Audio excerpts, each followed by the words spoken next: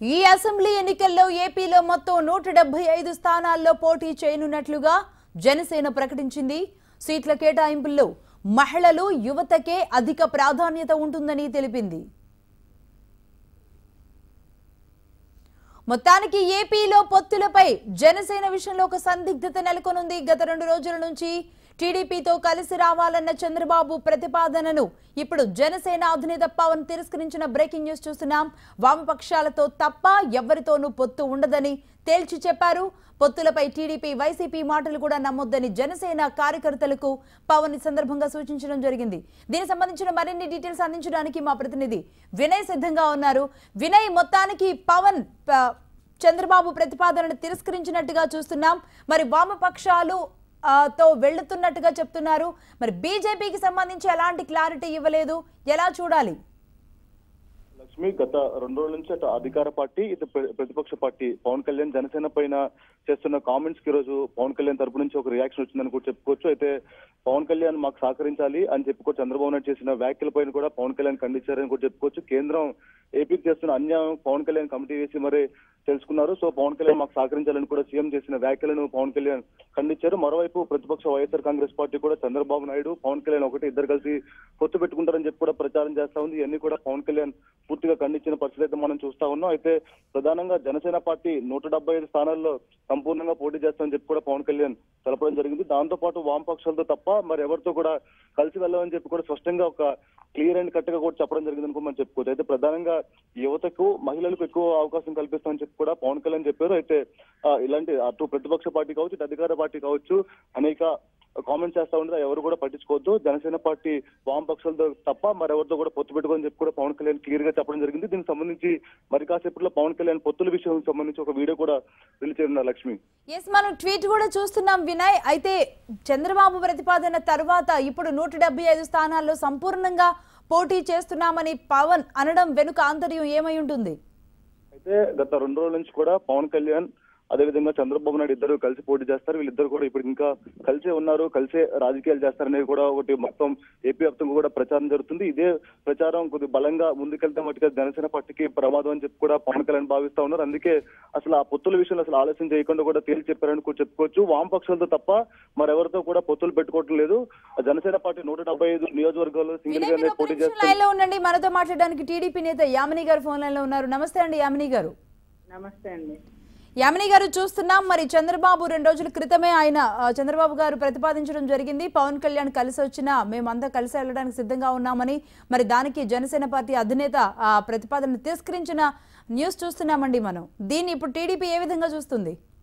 ఆ రోజు చంద్రబాబు గారు చాలా క్లియర్ గా చెప్పారండి, ఊహాతీతమైన దానికి నేను స్పందించను. అయినప్పటికీ కూడా వైసీపీనో, బీజేపీనో ఇంకా చాలా మంది ఇలా మీరెందుకు పవన్ గారు చంద్రబాబు గారిని అనట్లేదు, చంద్రబాబు గారు పవన్ అనట్లేదు అని చెప్పని అన్న సందర్భంలో ఆయన జనసేన కేంద్రం పైన వాళ్ళు, ఎందుకంటే ఫ్యాక్ట్ ఫైండింగ్ కమిటీ వేసి కేంద్రం నుంచి ఇంత రావాలి ఈ రాష్ట్రానికి హక్కుల కోసం పోరాడుతున్నామని చెప్పారు. కాబట్టి ఈ రాష్ట్రంలో అంటే రాజకీయ పార్టీలకు అతీతంగా అందరూ కలిపి మనందరము కేంద్రం పైన ఒత్తిడి తీసుకొస్తే ఈ రాష్ట్ర ప్రజలకి చేయాల్సిన అంటే చేకూర్చాల్సిన ఫలితం చేకూరుతుంది గట్టిగా అని చెప్పని ఆ ఉద్దేశంతో అన్నారు. మేము పెట్టుకుంటే బీజేపీ మన వైసీపీ వాళ్ళకి ఏంటి ప్రాబ్లం అని. అది అంత మాత్రాన మేము ఏదో పొత్తు పెట్టేసుకుంటున్నామనో ఈ ఎలక్షన్స్ లో కలిపి మేము వెళ్తాం ఎన్నికలకని ఎక్కడ చెప్పలేదు చంద్రబాబు గారు.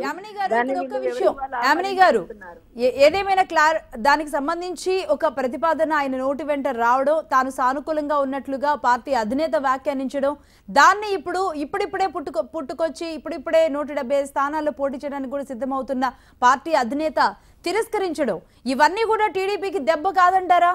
కాదండి, అదే చెప్తున్నాను. అంటే మీరు ఇంటర్ప్రిటేషన్, ఇప్పుడు ఆయన ఈ రాష్ట్రంలో ఏ రాజకీయ పార్టీ అయినా సరే కేంద్ర ప్రభుత్వం అంటే భారతీయ జనతా పార్టీ చేసిన మోసానికి వ్యతిరేకంగా పోరాడడానికి వస్తే కలుపుకొని పోతాము అన్న విధంగా అన్నారు తప్పితే 2019 ఎన్నికలలో మేము పొత్తు పెట్టుకుంటాము అని చెప్పని ఎక్కడ క్లియర్ గా మెన్షన్ చేయలేదు. ఇకపోతే జనసేన వాళ్ళు 175 సీట్లలో మేము ఒంటరిగానే లేదంటే వామపక్షాలతో వెళ్తాము అన్నారు. They are most welcome. వాళ్ళు ఎవరు చేసినా కూడా ఏ రాజకీయ పార్టీ అయినా అల్టిమేట్లీ ప్రజలకి సేవ చేయడంలోనే వాళ్ళు పరమావధిగా అనుకుంటారు. కాబట్టి వాళ్ళ అధికారంలోకి రావడానికి ప్రయత్నించినా లేదంటే సేవ గురించి అనుకున్నా మాకైతే ఎలాంటి అభ్యంతరం లేదు. చాలా సందర్భాల్లో యామిని గారు టీడీపీ నేతలు అంటూ వస్తున్నారు బీజేపీయే నడిపిస్తోంది పవన్ ని అని. మరి ఇప్పుడు ఈయన ప్రస్తావించిన క్రమంలో ఎక్కడ బీజేపీ ఊసెత్తలేదు. మరి దానికి టీడీపీ ఏ విధంగా చూస్తుంది?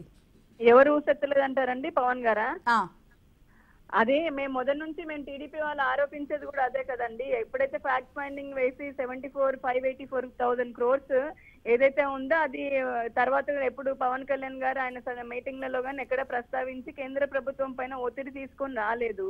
ఇప్పుడు కూడా ఆయన బీజేపీ గాని ప్రధానమంత్రిగా నిన్న మొన్న కూడా మనం చూస్తూనే ఉన్నాము. ఈ రాష్ట్ర ప్రయోజనాల్ని ఆయన అడ్డుకునే విధంగా ప్రధానమంత్రి గారు మాట్లాడినా ఇంతవరకు ఓపెన్ గా జనసేన గాని వైసీపీ గాని ఆయన ఎందుకు ఇలా చేస్తున్నారు, ఈ రాష్ట్ర ప్రజలకు మీరు ప్రజలకు అన్యాయం చేస్తున్నారని వాళ్ళు ప్రశ్నించిన సందర్భం కూడా లేదు.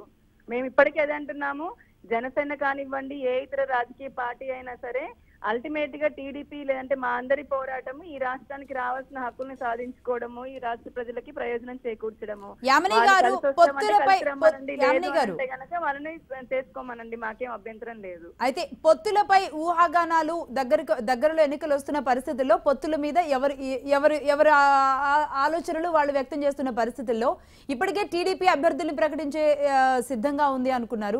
175 స్థానాల్లో జనసేన సిద్ధం అంటోంది. మరి ఇప్పుడు టీడీపీ ఎవరితో పొత్తుకు వెళ్ళబోతోంది? దీనికి సంబంధించి ఏమైనా క్లారిటీ ఉందా పార్టీలో అంతర్గతంగా?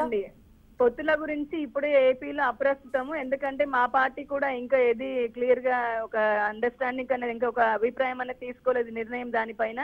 ప్రస్తుతానికైతే పొత్తుల గురించి మాట్లాడుకోవడం కూడా అప్రస్తుతము. మేము ఈ 4.5 సంవత్సరాల్లో లోటు బడ్జెట్ ఉన్నప్పటికీ కూడా చాలా రాష్ట్రాల కంటే మెరుగ్గా సంక్షేమము డెవలప్మెంట్స్ చేశాము. మేము మా అభివృద్ధినే ముందు పెట్టి ప్రజల్లోకి వెళ్తాము. జనసేన వాళ్ళు ఒంటరిగా చేస్తామన్న మాకు అభ్యంతరం లేదు. పొత్తుల గురించి ఆయా పార్టీ అధిష్టానాలు వాళ్ళే ఒక నిర్ణయం తీసుకొని ప్రజల ముందుకు వచ్చి చెప్తారండి. 2014లో అటు బీజేపీ ఇటు జనసేన రెండు సపోర్ట్ ఉన్నాయి టీడీపీకి. ఇప్పుడు 2019లో ఖచ్చితంగా బీజేపీ అలాగో లేదు, జనసేన కూడా లేము ఉండము అని కూడా క్లారిటీ ఇచ్చేసింది. ఇప్పుడు ఒంటరిది అయిపోయిందా టీడీపీ? ఒంటరనేంటండి, మేము అదే చెప్తున్నాము, ఇక్కడ ఒంటరని ఏమీ లేదు. ప్రజలు మాకు పట్టం కట్టారు. ఆ కట్టిన దాన్ని మేము దృష్టిలో ఉంచుకొని 4.5 సంవత్సరాల్లో చాలా సంక్షేమం చేశాము. 1,00,000 కోట్లకు పైగా ప్రజలకు సంక్షేమం, అలాగే long term, short term, middle term projects కూడా ఇంప్లిమెంట్ చేశాము. ఈ రోజున ప్రతి కుటుంబంలోనూ తెలుగుదేశం పార్టీ నుంచి లబ్ధి పొందిన లబ్ధిదారులు ఉన్నారు. మాకు చాలా మేము ఆ నమ్మకంతో దృఢ సంకల్పంతో ఎన్నికలకు వెళ్ళబోతున్నాము. వీళ్ళంతా ఎవరైనా వచ్చినా రాకపోయినా కూడా తెలుగుదేశం పార్టీ ఖచ్చితంగా మెజారిటీని సాధించి మళ్ళీ అధికారంలోకి వస్తుందన్న నమ్మకం మాకుంది. Right, thank you very much Yamini గారు ఫోన్ లైన్లోకి వచ్చినందుకు. రైట్, వినయ్ చూశారు కదా, టీడీపీ అయితే తాను ఒకవేళ జనసేన సపోర్ట్ ఇవ్వకపోయినా టీడీపీకి వచ్చిన ఢోకా ఏం లేదు, అసలు పొత్తుల విషయం గురించి మాట్లాడడమే అసలు ప్రస్తుత పరిస్థితుల్లో అప్రస్తుతం అంటున్నారు మరి యామిని గారు. ఇప్పుడు 175 స్థానాల్లో పోటీకి సిద్ధమని జనసేన ప్రకటించింది. మరి అభ్యర్థులు కూడా గతంలో విభిన్న వర్గాలు, విభిన్న ప్రజలు, మహిళలు ఎక్కువగా ఉంటారు అన్నారు. దానికి సంబంధించి కూడా ఏమైనా క్లారిటీగా ఏమైనా వినబడుతోందా జనసేన నుంచి?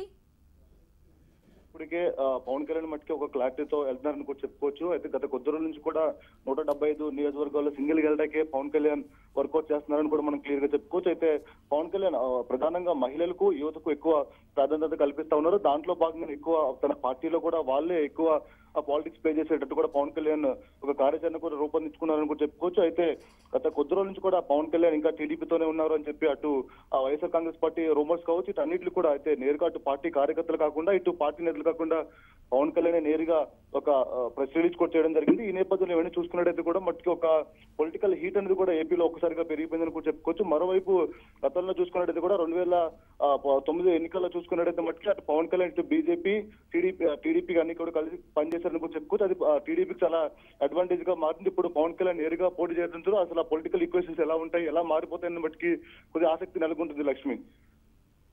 రైట్, అయితే ఇక్కడ 175 స్థానాలు అంటున్నారు వినయ్. 175 స్థానాలకి వీళ్ళు జనసేన నుంచి వచ్చే నేతలే ఉంటారా, లేదంటే ఇప్పటికే స్పీకర్ ఉన్నారు ఆల్రెడీ గుంటూరు నుంచి, మరోవైపు ఇంకెవరైనా వచ్చి చేరే అవకాశాలు ఉన్నాయా 175 స్థానాలకు? ఓవైపు అయితే పవన్ కళ్యాణ్ మట్టికి క్లారిటీగా చెప్తా ఉన్నారు. అయితే ఎవరైతే క్లీన్ ఇమేజ్ ఉన్న నాయకులు ఉంటారో, ప్రజల్లో మంచి విలువలు కలిగి ప్రజల కోసం ఎక్కువ ప్రజా సమస్యలు పరిష్కారం దిశగా ఆలోచనలు చేసే నాయకులు ఎవరు ఉంటారో వాళ్ళందరినీ కూడా జనసేన పార్టీ ఆహ్వానిస్తుంది. వాళ్ళందరూ కూడా కీ రోల్ ప్లే చేస్తారు జనసేన పార్టీలో అని చెప్పి కూడా పవన్ కళ్యాణ్ చెప్తా ఉన్నారు. ఈ నేపథ్యంలో ఇప్పుడు ఇటు తెలుగుదేశం పార్టీ కావచ్చు, ఇటు వైఎస్ఆర్ కాంగ్రెస్ పార్టీతో పాటు కాంగ్రెస్ పార్టీ నుంచి కూడా చాలా మంది నేతలు పవన్ కళ్యాణ్ తో టచ్ లో ఉన్నారు. అయితే వీళ్ళందరినీ కూడా ఎక్కడ ఎలకేట్ చేయాలి, ఏ సమయంలో పార్టీలోకి తీసుకోవాలని దానిపైన కూడా అటు పవన్ కళ్యాణ్, ఇటు నాదన్న మనోహర్ కూడా వర్కౌట్ చేస్తున్నారు చేస్తున్నారని కూడా చెప్పుకోవచ్చు. ఏదైనప్పుడు కూడా ఒక 10 రోజులు అయితే మటుకి పవన్ కళ్యాణ్ సంబంధించి పార్టీలో కొంతమంది జాయినింగ్స్ కూడా వస్తాయి. ఇవన్నీ చూసుకుని మొత్తం 175 వామపక్షులతో కలిసి పవన్ కళ్యాణ్ సింగిల్ గా వెళ్దామని చెప్పి కూడా ప్లాన్ చేసుకుంటున్నారు. అయితే 2014 లో ఒక్క సీటును కూడా పోటీ చేయని జనసేన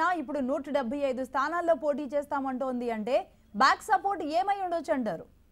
అయితే 2014 ఎన్నికల్లో చూసుకున్నట్టు కూడా అప్పుడే పార్టీ కొత్తగా స్థాపించాము, అంత బలం లేదు కాబట్టి మేము అప్పుడు తెలుగుదేశం అప్పుడున్న పరిస్థితుల్లో తెలుగుదేశం పార్టీకి సపోర్ట్ చేయాల్సి వచ్చిందని చెప్పి కూడా పవన్ కళ్యాణ్ చెప్తా ఉన్నారు. అయితే ఇప్పుడు ఆ గతంలో ప్రజారాజ్యంలో జరిగిన చేదనుభవాలన్నీ కూడా దృష్టి పెట్టుకుని ఒక స్టెప్ బై స్టెప్ కూడా చాలా చాకచక్యంగా ఒక రాజకీయంగా ముందుకెళ్తామని చెప్పి కూడా పవన్ కళ్యాణ్ పదే చెప్తా ఉన్నారు. ఈ నేపథ్యంలో మొత్తం ఇప్పుడు వచ్చే ఎన్నికల్లో మొత్తం 175 స్థానాల్లో కూడా సింగిల్ గా వెళ్ళేటట్టు కూడా పవన్ కళ్యాణ్ ప్లాన్ చేసుకున్నారని కూడా చెప్పుకోవచ్చు. అందులో భాగంగా ఇతర పార్టీ నేతలు ఎవరైతే ఉంటారో క్లీన్ ఇమేజ్ ఉన్న నేతలు ఎవరు ఉంటారో వాళ్ళందరూ కూడా ఇప్పటికే పవన్ కళ్యాణ్ వాళ్ళు కలవడం, పవన్ కళ్యాణ్ వాళ్ళతో సంప్రదింపులు కూడా చేయడం జరిగింది. అయితే మొత్తం మీద ఫైనాన్స్ బ్యాక్ ఎండ్ ఎవరున్నారు కూడా ఇప్పటికే తెలియనప్పుడు కూడా పవన్ కళ్యాణ్ మట్టికి ఒక పర్టికులర్ ఎజెండాతో ముందుకెళ్తామని చెప్పుకోవచ్చు. లక్ష్మి, వినయ్, ఓకే, ఇదే ఇష్యూ మీద మనం వైసీపీ నేతల ఫీడ్బ్యాక్ కూడా తీసుకుందాం. మనతో మాట్లాడడానికి కృష్ణారెడ్డి గారు, ఎక్స్ఎమ్మెల్సీ వైసీపీ నేత, ఫోన్ లైన్ లో ఉన్నారు. నమస్తే అండి కృష్ణారెడ్డి గారు. నమస్కారం అమ్మా. కృష్ణారెడ్డి గారు, చూస్తున్నారు కదా, ఆ మధ్య చంద్రబాబు గారు ఇచ్చిన ఒక ప్రతిపాదనని ఇప్పుడు పవన్ కళ్యాణ్ గారు తిరస్కరిస్తున్నట్లుగా ఒక ట్వీట్ చేసి వామపక్షాలతో తప్ప ఎవ్వరితో కలిసి వెళ్లే ప్రసక్తే లేదు అని ఆయన ట్వీట్ చూస్తున్నాం. అదేవిధంగా 175 స్థానాల్లో సంపూర్ణంగా పోటీ అంటున్నారు. అంటే గతంలో కాంగ్రెస్ కి టీడీపీకి ఎదురైన అనుభవం పీఆర్పీ పెట్టిన క్రమంలో ఇప్పుడు ఏపీలో జనసేన ద్వారా ఇటు అధికార పక్షానికి ప్రతిపక్షానికి కూడా తగిలే పరిస్థితి కనబడుతుందంటారా? ఇప్పుడు ఆయన పార్టీ పెడతానని చాలా రోజులు బట్టి 2014 చెప్తున్నారమ్మా. 2014లో సపోర్ట్ చేశారు. తర్వాత ఇప్పుడు ఏదో పార్టీ నిర్మాణం అని తిరుగుతూ ఉన్నారు. తిరిగి ఏదో ఆయన అభిమానుల్ని తీసుకొని అన్ని చోట్ల నేను పోటీ చేస్తానని గతంలో కూడా ప్రకటించారు. అలాగే అవిశ్వాస తీర్మానం అప్పుడు కూడా అవిశ్వాస తీర్మానం పెట్టండి, నేను తగినంత మంది ప్రోత్సాహంతో నేను తీసుకొస్తాను, పార్లమెంట్లో మనం దాన్ని సక్సెస్ చేద్దామని కూడా చెప్పారు. సో అవిశ్వాస తీర్మానం పెట్టిన తర్వాత ఎక్కడున్నారో పత్తా కూడా లేదు. సరే, ఇప్పుడు ఆయన సంతోషమే ఆయన పార్టీ పెట్టి ఇప్పటికి 5 సంవత్సరాలు దాటిపోయింది. బట్ అయితే మీరన్నట్లుగా కృష్ణారెడ్డి గారు, జనసేన నేతలు ఎవరు అక్కడ పార్లమెంట్ లోనూ లేరు, ఇక్కడ అసెంబ్లీలోనూ లేరు. ఏదైనా సరే ట్వీట్ల ద్వారానో లేదంటే ఇలాంటి సందర్భంగా మాట్లాడుకోవడం తప్పితే. కాకపోతే నా వాయిస్ వినబడుతుందా కృష్ణారెడ్డి గారు? హలో కృష్ణారెడ్డి గారు, హలో, ఓకేనా, వినబడుతుందా? మీరన్నట్లుగా జనసేన ఎదుర్కోవడానికో లేదంటే ఏమైనా చేయడానికి పార్లమెంట్ లో గానీ అసెంబ్లీలో గానీ వాళ్ళ నాయకులు ఎవరు లేని పరిస్థితే ఉంది. 2014లో పోటీ చేయలేదు కాబట్టి. కానీ తెలంగాణ ఎన్నికల విషయానికి వచ్చేటప్పటికి కృష్ణారెడ్డి గారు, వైసీపీ ఎలా అయితే గుంబనంగా ఉందో జనసేన కూడా అదే విధంగా ప్రవర్తించిన తీరు చూస్తే గనక ఇంకేదో జరగబోతోంది అనే ఊహాగానాలు తలెత్తలేదంటారా? వైసీపీ జనసేన కలిసి వెళ్తాయేమో అనేది. అంటే ఇప్పుడు ఈ ట్వీట్ చూస్తుంటే ఒక రకంగా వైసీపీకి కూడా లేదు, మీతో కూడా పొత్తు లేదు, మిమ్మల్ని కూడా వ్యతిరేకిస్తున్నాం అన్న సంకేతం కాదా? మేము ఎప్పుడు పొత్తు ఆయనతోని కోరుకున్నది లేదు, ఆయన్ని ఆహ్వానించింది లేదు. అలాగే మీరు అంటున్నారు కదా అసెంబ్లీలో పార్లమెంట్లో మెంబర్స్ లేనప్పుడు ఎందుకు చెప్పాలి? నేను తీసుకొస్తాను, తగినంత మందిని నేను ప్రూవ్ చేసి తీసుకొస్తానని చెప్పేసి ఎందుకు చెప్పాలి? చెప్పారు కదా. అది వదిలేసి మీరు ఏంటంటే ఇప్పుడేదో ఆయన పార్టీ పెడుతున్నారంటే పార్టీ పెడితే ఆహ్వానమే, అన్ని పోటీ చేస్తారంటే మరీ మంచిదే. మేము ఎప్పుడు కూడా ఆయన్ని మీతో పొత్తు పెట్టుకుంటాం అని మేము ఆహ్వానించింది లేదు.